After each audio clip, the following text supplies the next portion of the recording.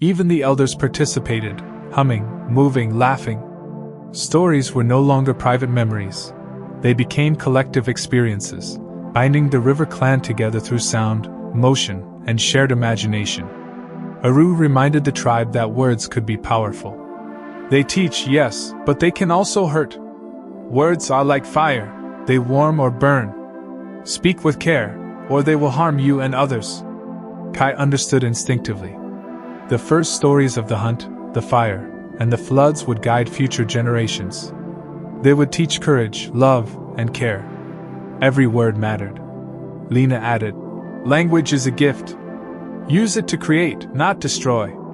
Use it to understand, not divide.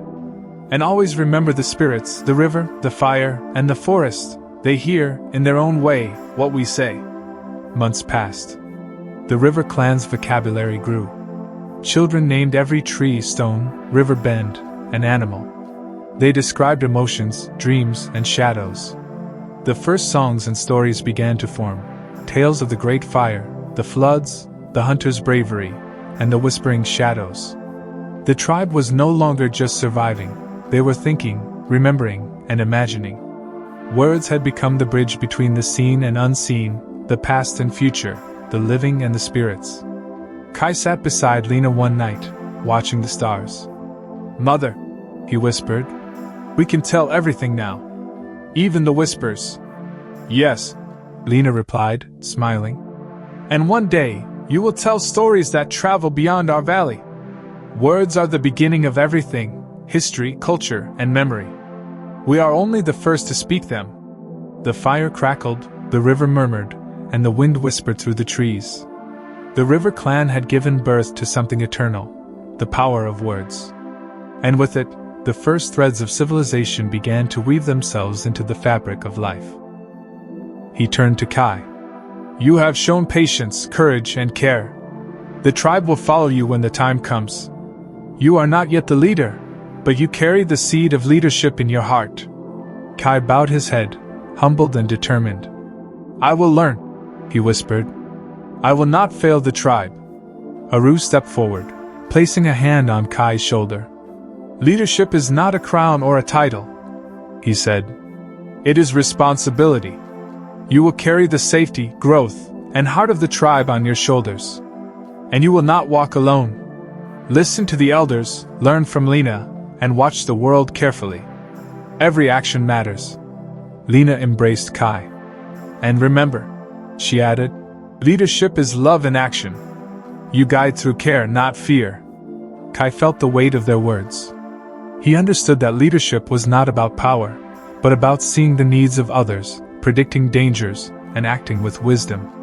A week later, the tribe faced a real challenge. A flash storm had caused the river to swell. Small huts along its banks were at risk of flooding. Aru and the hunters were away, gathering food in the outer forest. The tribe turned to Kai. Taking a deep breath, he guided the villagers to higher ground, organizing children, elders, and supplies. He observed the river's flow, marking safe paths, and directed efforts to reinforce weak shelters with mud, stones, and branches. By nightfall, the river had receded slightly, and no lives were lost. The tribe had survived the first true test under Kai's guidance. Aru returned, witnessing the organized, calm, and effective response. Pride filled his chest. "You have done well, son," he said. "You are learning what it means to lead, not just with hands and strength, but with heart and mind." Kai smiled, exhausted but exhilarated. He had faced fear and responsibility, and emerged with confidence and respect from the tribe. The tribe gathered around the fire circle that evening. Elders, hunters, mothers, and children alike acknowledged Kai's actions. "Leadership is more than blood or strength," Garo announced. "It is courage, care, and the will to act wisely. Kai has shown this, and he will continue to grow into a strong leader for the river clan." Aru and Lina watched as their son accepted this recognition, not with arrogance, but with humility. Kai knelt before the fire, hands pressed to the earth, honoring both the spirits of the land and the ancestors of the tribe. The river clan sang and danced that night, celebrating not only survival, but the promise of a new leader who would guide them into the future with strength, wisdom, and compassion. In the following months, Aru gradually allowed Kai more responsibility. He shadowed the elder hunters, observed tribal decisions, and learned from Lina about the unseen forces of the world: the river, the fire, the forest, and the sky. Kai began to understand that leadership was not about command alone. It was listening, observing, and acting in ways that nurtured the tribe's growth while respecting the balance of life around them. Lina, watching her son, felt a deep sense of hope. "He will guide them well," she whispered. "Not through fear, but through care and understanding." Aru nodded. "The tribe is in good hands. And one day, he will lead with the wisdom we hope to instill in him now." By the next year, Kai was no longer just a child learning from his parents. He was a young leader in training. He helped make decisions about hunting grounds, observed changes in the river and forest, and mediated disputes among the younger members of the tribe. The river clan grew stronger, wiser, and more unified. They understood that leadership was a living process, cultivated through courage, knowledge, compassion, and respect for life in all its forms. And though Aru's hair now carried more silver than black, he could rest, knowing the tribe's future was safe. One morning, Kai stood on the riverbank, looking at the sun rising over the valley. The light shimmered on the water, casting golden reflections across the rocks and trees. He felt the weight of responsibility in his chest, but not as a burden. It was a calling, a promise to guide and protect, to act with courage, care, and wisdom.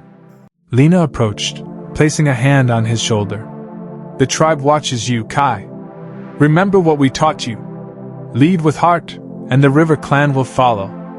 Aru joined them, spear in hand but relaxed, a proud smile on his face. "You carry the fire of our people," he said, "and the fire of our hearts. Never forget that." Kai nodded, feeling the unity of past, present, and future, the tribe, the forest, the river, and the sky. He was ready to step into his role, guided by the lessons of survival, love, and vision that had been passed down through generations. The river clan had a new leader rising among them, strong yet compassionate, courageous yet wise, and the valley would thrive under his guidance.